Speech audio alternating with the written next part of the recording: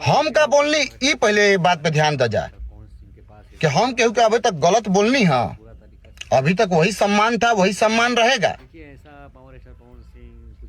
और मैं एक और बात बता दूं आपको कि आदमी तो भगवानों से नाराज हो जाला, और जेकरा खातिर हम 4-5 साल समय देनी, जेके पूरा मंच से, खुला मंच से हम भगवान मान लेनी, इतना तक कह देनी कि सर कटा लेम, जान दे देम, तो का ओके इतनो हक नहीं के का अपना समाज से हम पूछे चाहतनी कि इतना हक नहीं के नाराज होए के।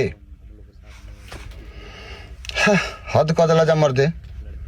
हम कुछ ना बोलनी, कुछ ना कहनी, खाली वीडियो बनैनी, ओहू पे हम के इतना गंदा गंदा गाड़ी हमार माई बहन के देता रह जा। तो लोग जाना तरह जा कि दीपक राजपूत एगो फौजियो है, ये कभी भी अपना मर्यादा के उल्लंघन नहीं कर सकत। यही से हम के खूब अपशब्द बात बोला तरह जा। तने को वीडियो दिखाइए जाओ, है सुनो जा।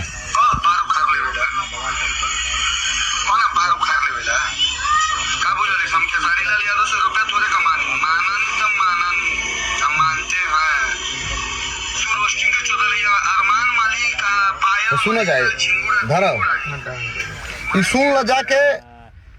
पवन भैया के इतना अपशब्द ये बात बोला है, पहले से बहुत बार बोलता है लड़का, और फिर भी एकरा के केहू जवाब ना देलस, केहू भी ना बोलस एकरा के।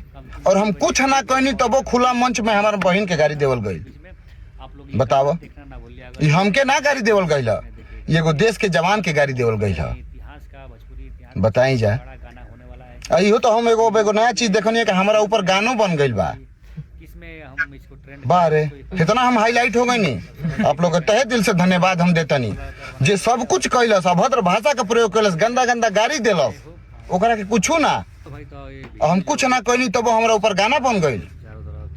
आ सबे केहू हमारा के वीडियो के हम कुछ नहीं की बोलले, पुरान वीडियो को एडिट क के ट्रोल कइल जाता। आ जेकरा के चले के ढंग ना रहल उहो हमारे वीडियो एडिट क के खूब अभद्र भाषा के हमरा के प्रयोग करा के हमारे माई बहन के गाड़ी दिवा होता। हमके अपने भी अगर उल्टा सीधा बोलता जब भाई लोग हाईलाइट होए के, वायरल होए के। अरे भाई हमू आपे के समाज से बानी, प्रेम हमेशा बा, हमेशा बनल रही, भाईचारा बना के चली जा। कहीं हम केहू से दुश्मनी करे नहीं खिए जाए। सम्मान के बात रहल, सम्माने के बात हम कोई नहीं, और वह बात पे अंतिम तक हम बानी। हमके केहू से दुश्मनी नहीं खे। फिर से हम कहे चाहतनी कि जहाँ सम्मान मिली वो जहाँ हम बानी। आप लोग गाड़ी देवे से पहले सोची जा कि अपना समाज में, राजपूत समाज में ई ना कहल जाला कि केहू के माई बहन के गाड़ी दे देवे। अरे पर्सनल हमरा से बात हमरा के बोला जा भाई, माई बहन के क्या गलती बा में। या अपन पूरा समाज से हम निवेदन करे चाहतनी कि हम केहू के दुश्मन नहीं मानत, सब हमार भाई बा।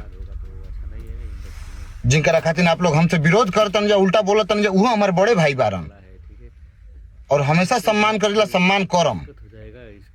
लेकिन जहाँ हमरो सम्मान के बात आई उजा अड़ा रहम हम। ठीक बा, तो आप लोग पूरा वीडियो देख लीजिए और बताएंगे आप लोग कि हम सही बानी कि गलत बानी। ठीक बा। जय श्री राम, जय भवानी।